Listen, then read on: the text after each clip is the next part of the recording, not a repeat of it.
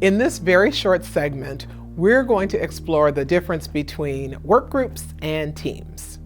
First things first, whether you're a team leader or a team member, you undoubtedly have a lot of opportunities to collaborate with your colleagues. But don't get confused. Every collaboration is not teamwork, and every work group isn't a team. Just because you throw a group of people together, they don't magically become a team. With both teams and with work groups, they have purposes, and hopefully those purposes are well understood and supported. But the ways in which they fulfill those purposes are different. While members of work groups tend to work independently, team members work interdependently. They rely on each other's skills and each other's abilities. And it's this interdependence, that's how they get synergies. Where members of work groups are typically self-focused, team members are focused on the collective. They've got a commitment to each other's success. They're able to move beyond self-interest to the interests of the team and the larger organization. Now, I'm not saying that work groups don't care about the larger organization, because they do. How they serve that organization is just a little bit different than how a team serves. Another really significant difference between work groups and teams is how they determine how to tackle the work. Teams are encouraged to collaborate on their approach to tasks. They use brainstorming and other ways to surface ideas. They invite, welcome, and explore divergent perspectives. Work groups are different because they're typically told what to do and how to do it.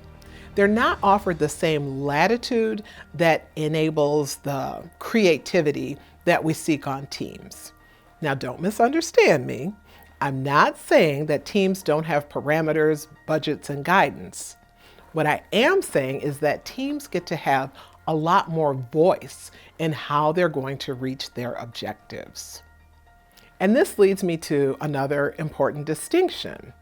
On teams, people are encouraged to share perspectives, to explore their opinions, to challenge each other's positions. This builds dialogue and it expands the range of options and opportunities for the team. It also creates more solutions. By contrast, work groups typically function with a lot of conformity. They get their marching orders and they act in accordance. If they have different opinions and ideas, they often search for conformity.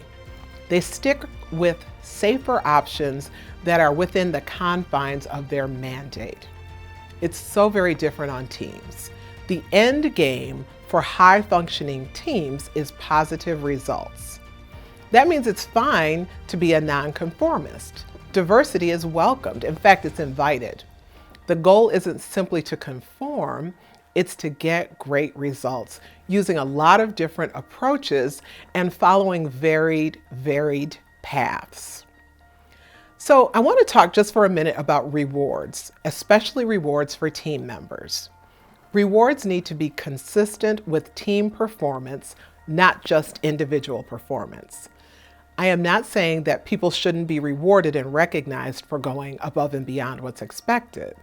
But what I am saying is that if you want to build a collaborative culture, your performance management system really needs to be aligned with that.